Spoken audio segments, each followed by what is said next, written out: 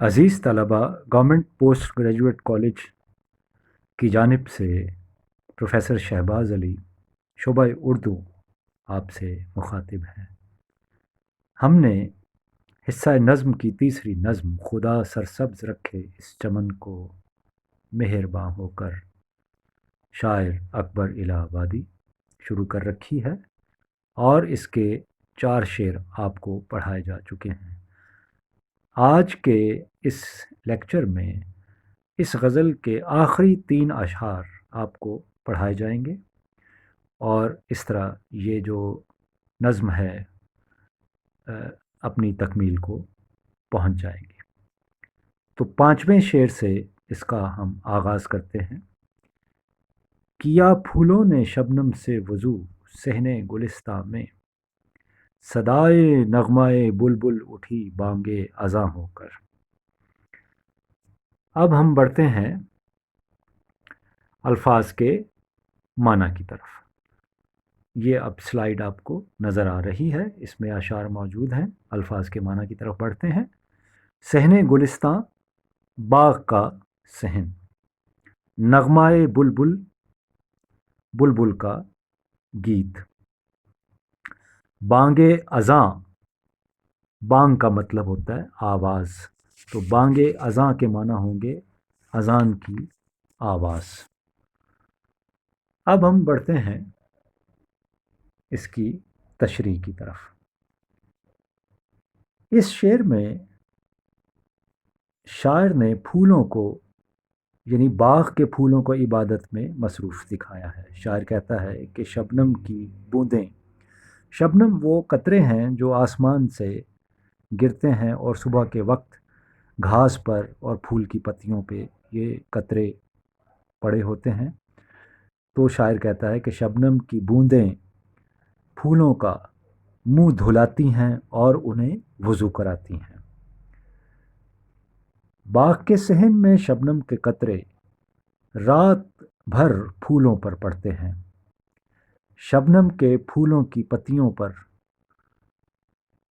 शबनम के कतरों का गिरना साइंस की रूह से कोई भी वजह रखता हो, मगर शायर के मुताबिक शबनम की ये बूंदें बेमसरफ़ नहीं, यानी ये बेकार नहीं हैं, बल्कि ये फूलों को इबादत के लिए वज़ू कराती हैं।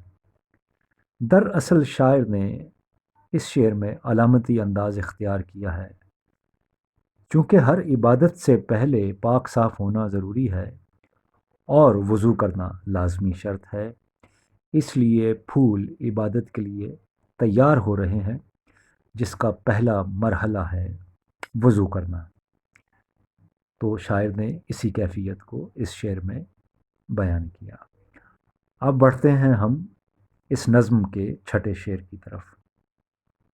हवाए शौक़ में शाखें झुकीं खालिक के सजदे को, हुई तस्बीह में मसरूफ़ हर पत्ती ज़ुबां होकर। हवाए शौक़ का माना इश्क के जज्बे से सरशार होकर। खालिक कहते हैं पैदा करने वाले को, यानी अल्लाह ताला या खुदा। और तस्बीह का मतलब होता है अल्लाह ताला की हम्दो सना या पाकीज़गी बयान करना। अब हम बढ़ते हैं इसकी तशरीह की तरफ। इस शेर में शायर दरख्तों की शाखों और फूलों की पत्तियों का जिक्र कर रहा है। शायर कहता है कि सुबह की हवा के झोंके जब दरख्तों की शाखों को झुकाते हैं, तो यूं मालूम होता है कि दरख्तों की शाखें अपने खालिक हकीकी यानी अल्लाह ताला के हुजूर अपना सर सजदे में झुकाए हुए हैं, और शाखें सर सजदे में झुकाकर अपनी आजिज़ी और बंदगी का सबूत दे रही हैं। पूरे बाग में एक इबादत का सा मंज़र है और हर शाख खुदा की हम्दो सना बयान करते हुए अपने खालिक के हुजूर सर बस सजूद है, यानी سجدے میں گری ہوئی ہے۔ اب ہم بڑھتے ہیں اس نظم کے آخری اور 7ویں شعر کی طرف۔